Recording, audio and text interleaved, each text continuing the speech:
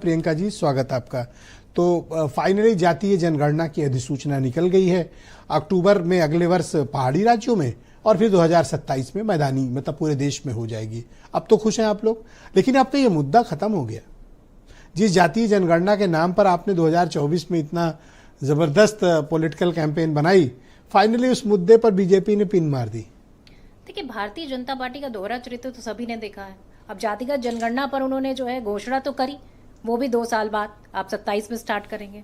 मुझे लगता है कि अगर जातिगत जनगणना करनी है तो अभी क्यों नहीं। फिर महिला आरक्षण बिल भी उसी पर पूरी तरीके से बेस्ड है। अब जब कब जातिगत जनगणना के आंकड़े आएंगे और कब उस पर काम किया जाएगा, उस पर भी क्लियरिटी भारतीय जनता पार्टी ने नहीं दी। देखिए, खुश होना तो तभी होगा ना जब किसी शोषित, वंचित और जो दलित है उसके हाथ में कुछ आए। भारतीय जनता पार्टी ने कहा हम जो है कौवा कान ले गया, तो अरे भाई विश्वास थोड़ी कर लेंगे। ये जुमलेबाजों की पार्टी है और ये वही पार्टी है जो कहती रही कि जातिगत जनगणना, प्रधानमंत्री जी के स्टेटमेंट है, जातिगत जनगणना वो लोग मांगते हैं जो अर्बन नक्सल के जो है सपोर्टर होते हैं। अर्बन नक्सल बता दिया। और यहाँ मुख्यमंत्री जी ने क्या कहा, यहाँ तो मुख्यमंत्री जी ने ये तक कह दिया कि जातिगत जनगणना मतलब जाति के आधार पर बंटवारा, और बंटवारे को उन्होंने क्या कहा, रावण का डीएनए कह दिया।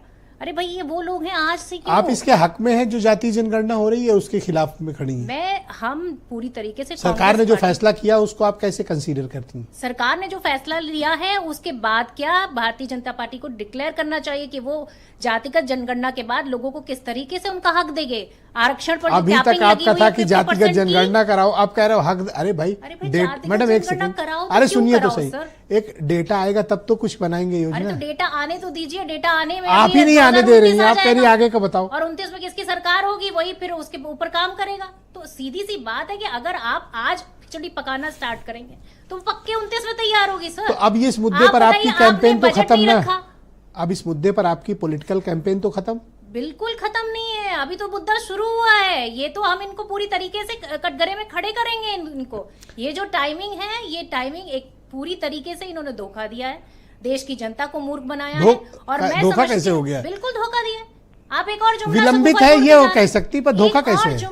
एक और जुमला देश के नाम। कैसे? मैं बीच में नहीं, बिल्कुल एक और जुमला है। आप बताइए ना, आप बताइए कि जातिगत जनगणना कराने के बाद कितना समय लगता है आंकड़े आने में? लगभग 2 से 4 साल लग जाता है। 27 में आप स्टार्ट करेंगे, 29 में जाके कंप्लीट करेंगे। 29 में एक लोकसभा का चुनाव आ जाएगा और जिसकी सरकार होगी उस जातिगत जनगणना के आधार पर किसको दिया जाएगा ये वही डिसाइड करेगी। बहुत शुक्रिया। दूसरी चीज एक और मैं कहना चाहूंगी, थैंक यू मैडम। और ऐसा नहीं है कि ये हमारे जो 2011 के जो जातिगत जो जनगणना हुई थी सोशल, और इतना टाइम 2-4 साल नहीं लगेगा। अब वो थोड़ा टेक्नोलॉजी बदल गई है। अब मुझे लगता है 3-4 महीने 5 महीने में दे देना चाहिए। नहीं किया इन्होंने कभी। Thank you madam. और 14 करोड़ बहुत शुक्रिया। आज भी सतीश प्रकाश जनगणना ना होने की वजह से थैंक यू जो है